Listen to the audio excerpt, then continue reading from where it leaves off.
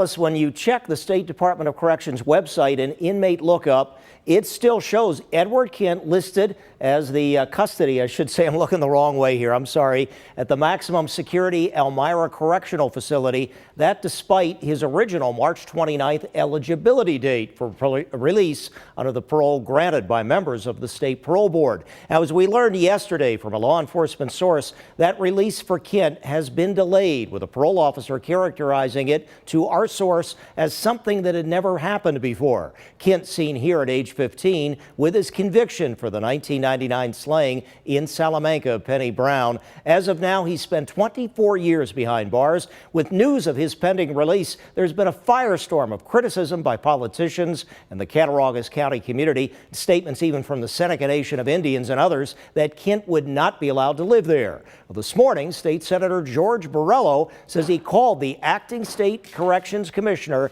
Anthony Annucci, to express the outrage and more.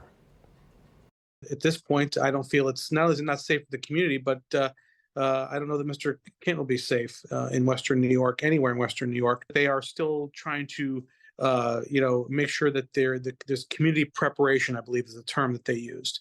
So to me, that means that certainly all the advocacy that myself and so many others has done is having an impact.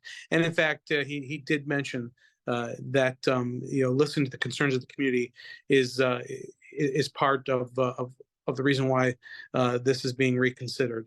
Now, he does not have the power or the authority to rescind this parole. That is on the parole board. Senator Parole has also called on Governor Hochul to get involved. Again, the parole board is an independent agency with its independent decisions. State Senator Parole also telling me that a 3-member panel of the overall parole board heard Kindt's case back on February 17th, and a board member from Western New York voted against Kindt's release. That member then outvoted by 2 other members who were from elsewhere around the state, such as New York City or Albany. Ron Plants, Channel 2 News.